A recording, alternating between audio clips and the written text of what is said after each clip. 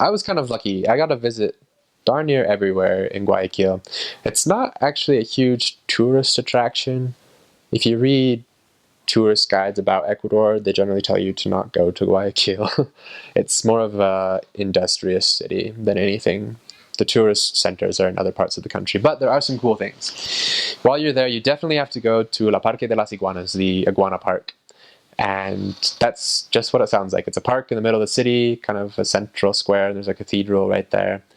And it's filled with iguanas. There's lots and lots of iguanas and pigeons. There's also pigeons, but they're not as cool. So the iguanas just kind of have free range around the park, and you just sit there and watch them. What you should do, though, this is what I did. You go and you buy some fruit from one of the vendors. And I recommend banana. Their favorite is banana. They eat up bananas like nobody's business. They'll just start following you around if you have a banana in your hand. What you can do, though, is you go sit on a bench somewhere and open up your banana and break off bits of it and just kind of put it like on your shoulders or your knees or your head. And the iguanas will come up and they'll climb up on your bench and they'll climb up onto you and eat the banana from off of you. And it's kind of a cool experience. Like, it doesn't hurt. Like, they kind of scratch a little bit, but it's just really cool. And everybody will start taking videos of you and like pictures and photos and stuff, and they'll clap when you're done. So if you like attention, it's good too. And hey, you're a missionary, so maybe you could turn that to your advantage. I don't know. Actually, I had some tourists think they thought I was like a park ranger. So I got to explain to them that no, I'm not a park ranger. I'm actually a missionary. So that's a very fun thing to do. One elder, I saw a photo of one of my zone leaders. He had a piece of banana on his tongue, and the iguana was about to eat it. I didn't do that, and you could do it if you want to, I guess. But that's pretty gutsy. So, but the iguanas are very friendly, just like the people. So you have that. There's also a lighthouse that's fun to go visit, and several museums. So transportation in Guayaquil. I didn't like it very much. For a lot of my mission, actually, I was lucky enough to use taxis, and that's the way to get around is taxi drivers. Some of the taxi drivers are absolutely crazy, and you hear this about pretty much everywhere outside of America, but there was a few times I was scared for my life, but most of the time it's pretty chill. It seems like the morning rush hour starts right when you, like, starts pretty early and gets over just in time for the lunch rush hour, which gets over just in time for the evening rush hour. So it feels like it's always rush hour, and that can be frustrating. But mostly what you do is you go around on buses, just regular city transportation buses.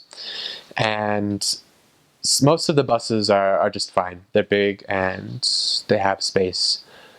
But usually the buses are very, very crowded, and there are a lot of buses that are also very, very tiny. I always used to say that if I die and I don't go to heaven, I will be stuck on bus number 12 for the rest of my life. That was a terrible bus for me because I'm very tall and the bus is not very tall. The best I could do was about like this.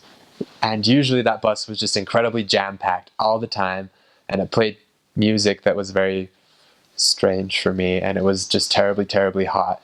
And you're just careening down those streets back and forth through traffic and knocking into people. It was not a fun experience, and I had the wonderful opportunity to take that bus almost every day for about 9 months. So that was an adventure.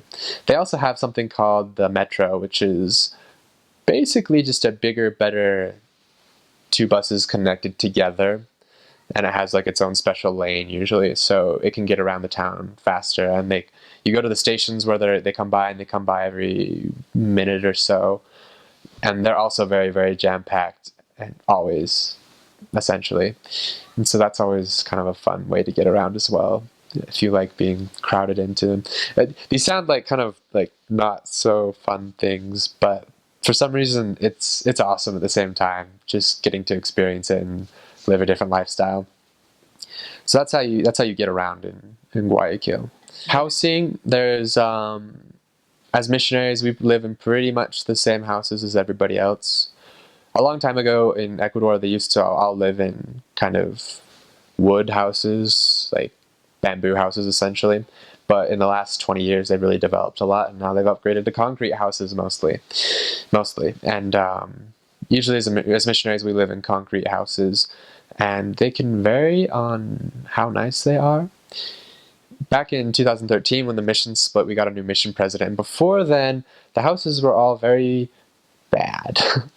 There was one elder, I remember when he left after his mission, he finished his mission and left. And the new elder went to that house and calls the mission president up and says, "President, we don't have a roof." There was a big hole in the roof that the landlord had made, and they had tried to get him to fix it, but he couldn't. There's wouldn't or something, and so there was just a big section where there was no roof, and the missionaries hadn't said anything to the president, which kind of talks about how bad the houses were back then. But luckily, the new mission president came and said that was no good. We need the spirit in the houses, and so the houses mostly got all switched, and they all got new furniture and new mattresses and things. So right now is a great time to serve because the housing has been upgraded. But you'll still have some housing adventures. I had one house, and it was called La Cueva de Castigo, which means the cave of punishment. And it didn't have any windows, and it was dark and dank in there, and it had been cleaned, maybe. And when I got there, there was just thousands of cockroaches, and I killed thousands and thousands of those things with a can of Raid. I'm surprised we didn't like start growing third arms because of all the Raid fumes. But that was one of the old houses. The newer houses, they're all pretty decent. So you usually have an electric stove to cook with, and you've got a microwave, which I think is the coolest thing ever because we didn't have those before. Unfortunately, though, you'll serve your entire mission with cold water showers, and I'd like to say you get used to it, but you never really do. The best you can do is when you come home very sweaty one day, and it feels nice to rinse it all off with cold water. That's as good as it gets. But showering in the morning, I never enjoyed that very much. It's kind of funny, actually. You spend like more time getting psyched up to go into the shower than you actually do in the shower itself. So that's always a fun experience. But the members in their houses, they have some very humble circumstances. A lot of their houses are constructed with cinder blocks, and they're just kind of misshapenly put together. They'll have a concrete floor, maybe. Like a lot of them have concrete floors, but there's no like tile or anything, and it's not necessarily finished. A lot of them have dirt floors. You'll see a lot of variation, but a lot of poor circumstances. But the members are just the nicest people ever. On the coast, they're even better. Like, the people there are just amazing. A lot of the members, you could essentially just walk into their house and they'll be like, "Elders, do you want some food?" And yes, we do. And so it's wonderful. And any person at all, you can just ask them to fill up your water bottle. Just like knock on the door, "Hey, could we like have some water?" And they'll be like, "Yeah." And then you ask them, "Hey, want to hear about Jesus?" And they're like, "No, not really." But they're just really easy to make friends with. I was absolutely amazed at how quickly you can just talk about very intimate things with people. They're just a very open, very loving, very friendly people. And that's the trick.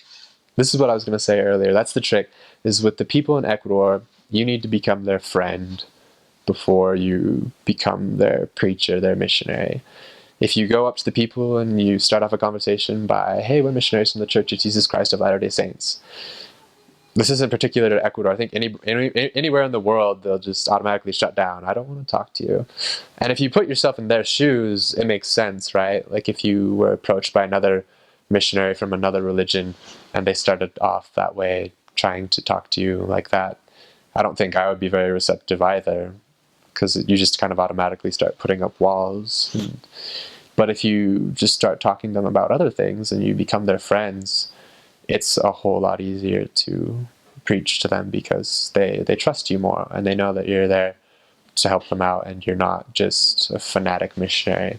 So that's the way to really go about meeting people there, is just becoming their friends, which thankfully is very easy and very rewarding. It just feels so nice to be able to communicate with people so freely down there. It's really a special place.